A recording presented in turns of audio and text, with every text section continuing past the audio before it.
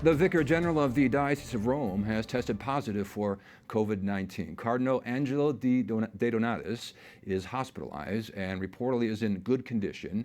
He's the first cardinal known to have the virus. De Donatis helps Pope Francis, the Bishop of Rome, with day-to-day operations of the diocese. Pope Francis sends a handwritten letter to the president of the Pan-American Committee of Judges for Social Rights. An Argentinian daily newspaper reports the Pope warned about governments putting economy before people.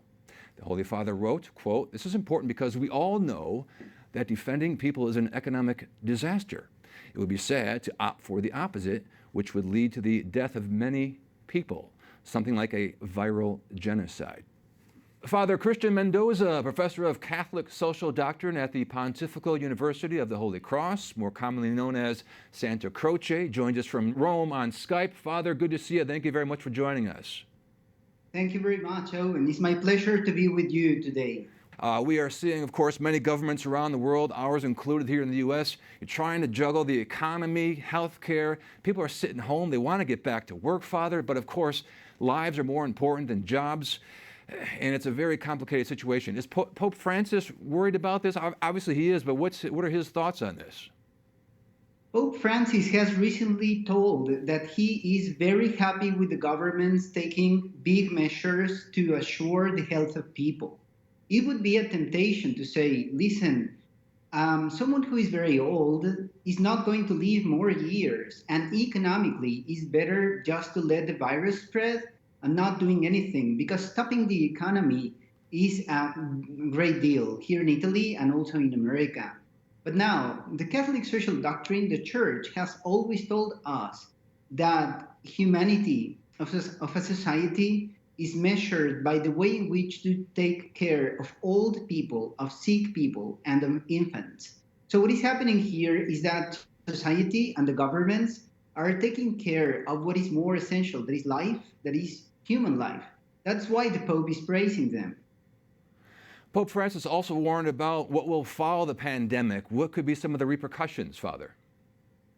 Well, when the Pope is speaking, he always has in mind what he usually calls the global south, that is, those poor countries of the world where what will happen is that, for example, a group of people may get together and say, we will get into the supermarket and we will just do violence there because we have no option.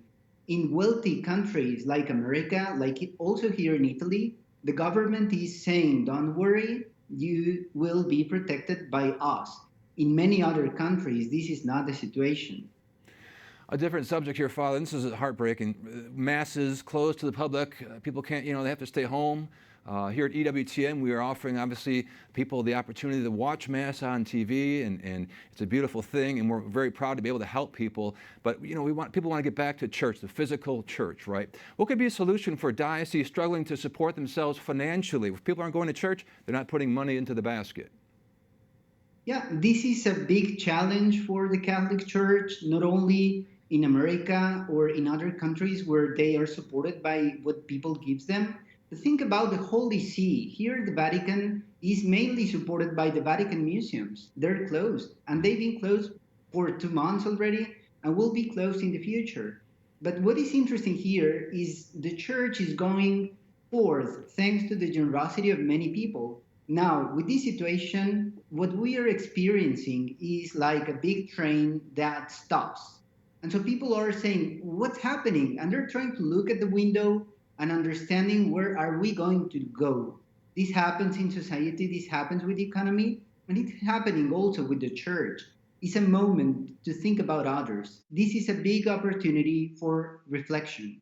Father Cristian Mendoza, professor of Catholic social doctrine at the Pontifical University of the Holy Cross. Thank you very much. My pleasure, Owen. God bless you.